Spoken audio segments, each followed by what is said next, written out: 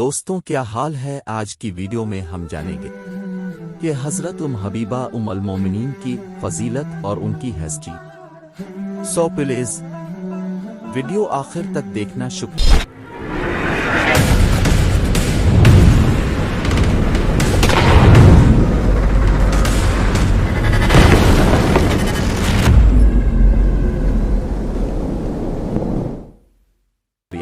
ام المومنین حضرت حبیبہ بنت ابو سفیان رضی اللہ عنہا۔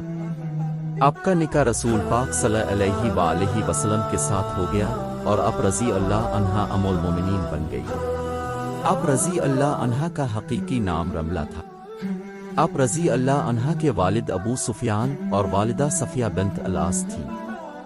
بعض مورخین نے آپ رضی اللہ عنہا کا نام رملہ اور بعض نے ہند بھی لکھا ہے۔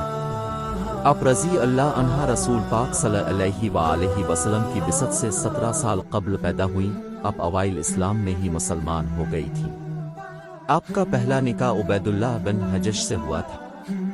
عبید اللہ بن حجش حضرت عبداللہ رضی اللہ عنہ بن حجش کا بھائی تھا۔ عبید اللہ بن حجش نے حبشہ حبیبہ رضی اللہ عنہا کے ساتھ ہجرت کی۔ وہاں ان کی لڑکی حبیبہ پیدا ہوئی، جس کے نام پر ان کی کنیت حبیبہ مشہور ہوگی۔ حبشہ میں عبداللہ بن حجش نے مرتد ہو کر عیسائیت اختیار کر لی اور شراب و کباب میں منہمک ہو کر اپنی جان ضائع کر دی۔ اس کے مرنے کے بعد رسول پاک صلی اللہ علیہ وآلہ وسلم نے نجاشی کے ذریعے سے آپ رضی اللہ عنہا کی عدت کے بعد پیغام نکاح بھیجا، جو کہ آپ نے قبول فرمایا اور آپ کا نکاح رسول پاک صلی اللہ علیہ وآلہ وسلم کے ساتھ ہو گیا اور آپ رضی اللہ عنہا ام المومنین بن گئیں۔ ایک اور روایت کے مطابق آپ رضی اللہ عنہا کا نکاح رسول پاک صلی اللہ علیہ وآلہ وسلم کے ساتھ حبشہ میں نہیں بلکہ مدینہ میں ہوا تھا۔ رسول پاک صلی اللہ علیہ وآلہ وسلم نے نکاح میں آنے کے بعد آپ رضی اللہ عنہا رسول پاک صلی اللہ علیہ وآلہ وسلم کی خدمت کو اپنی سعادت سمجھتی تھی۔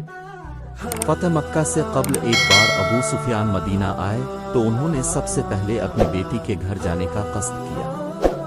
حضرت حبیبہ رضی اللہ عنہا نے اپنے والد کو وہاں پہنچ کر رسول پاک صلی اللہ علیہ وآلہ وسلم کے بستر پر نہ بیٹھنے دیا کہ وہ کافر ہیں۔ وہ ایک کافر ایک نبی کے بستر پر نہیں بیٹھ سکتا۔ آپ رضی اللہ عنہا حدیث پر نہایت شدت سے عمل پیرا ہوتی تھی اور دوسروں کو بھی اس کی تاکید کرتی تھی۔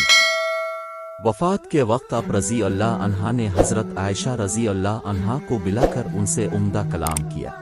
آپ رضی اللہ عنہا فطرتاً نیک سیرت تھی۔ آپ رضی اللہ عنہا سے کئی احادیث منقول ہیں۔ آپ رضی اللہ عنہا نے 44 ہجری میں انتقال فرمایا۔ ان کے بھائی معاویہ رضی اللہ عنہا بن ابو سفیان اس وقت حکمران تھے۔ ابن عساکر کی روایت ہے کہ آپ رضی اللہ عنہا اپنے بھائی کو ملنے دمشق گئیں اور وہیں آپ کا انتقال ہوا۔ آپ کی قبر دمشق میں ہے، لیکن دیگر مورخین کے مطابق آپ رضی اللہ عنہا کا انتقال مدینہ میں ہوا اور آپ کی قبر بھی وہیں پر ہے۔ وفات کے وقت آپ رضی اللہ عنہا کی عمر 73 برس تھی۔ حضرت زین العابدین رضی اللہ عنہا سے منقول ہے کہ میں نے ایک بار اپنے مکان کا گوشہ کھدوایا تو وہاں سے ایک کتبہ ملا جس پر لکھا تھا، یہ رملہ بن صغر کی قبر ہے، چنانچہ میں نے اس کو وہیں رکھ دیا۔ عبید اللہ بن حجش سے آپ کی 2 اولادیں ہوئیں، ایک عبداللہ اور ایک حبیبہ۔ حبیبہ نے اغوش رسالت میں تربیت پائی اور عروہ بن مسعود ثقفی رئیس اعظم قبیلہ ثقف کے بیٹے داود سے منسوب ہیں۔ آپ رضی اللہ عنہا سے بخاری اور مسند احمد کی احادیث مروی ہے۔